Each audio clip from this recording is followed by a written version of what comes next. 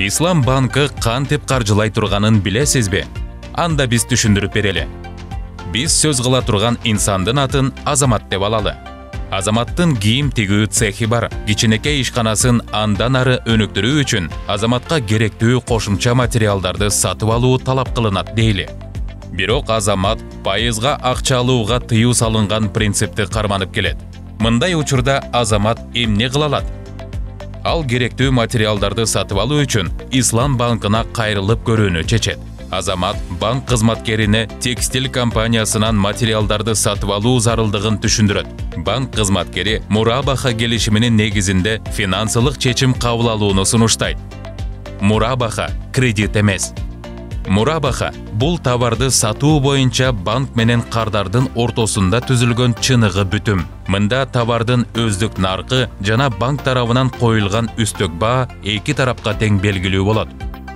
Ошентип мурабаха Ислам банкында кандай иштейт?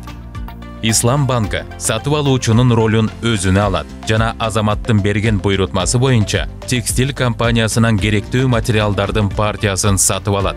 Материалдарды сатып алуу менен Ислам банкы тобокелдиктерди өзүнө алат дагы товардын ээси болуп калат.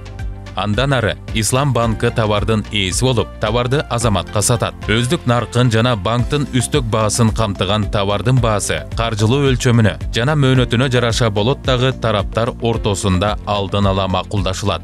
Эми товардын ээси Азамат болот. Ал банк менен макулдашылган мөөнөт ичинде товардын баасын улам бөлүп төлөөгө милдеттенет. Анын кадимки кредиттен кандай айырмасы бар? Мурабаха бул товарды сатып алуу сатуу келишими. Ал эми кадимки кредит бул карыздын суммасына пайыздарды чегерүүнүн негизинде акча каражаттарын берген келишим. Товардын сатуу баасы белгиленгендиктен төлөөнү кечиктиргендиги үчүн айып пул алуунун эсебинен кошумча киреше алууга Ислам банкынын укугу жок. Эгерде Ислам банкы кардардан кандайдыр бир айып пул өндүргөн болсо, ал акчалар кайрымдуулукка жумшалат.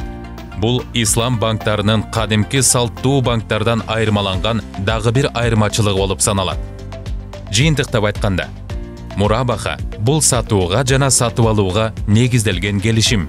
Ислам банкы менен кардардын ортосундагы мамиле бул сатып алуучу менен сатуучунун ортосундагы мамиле. Ислам банкы өзүнүн кардары үчүн товарды сатып алат, өзүнүн үстөк баасын белгилейт жана аны мөөнөтүн узартып төлөө мүмкүнчүлүгү менен кардарга кайра сатат. Мурабаха каржылоосунун пайдалуу жактарын билгенден кийин Азамат эми өзүнүн чакан бизнесин кантип өнүктүрө аларын билет. Азамат сыяктуу эле сиз дагы өз бизнесиңизди каржылоо үчүн ошондой эле эмерек, электроника, тиричилик техникасы сыяктуу товарларды жана башка көптөгөн буюмдарды жеке сатып алуу үчүн мурабаханын инструменттеринен пайдалансаңыз болот.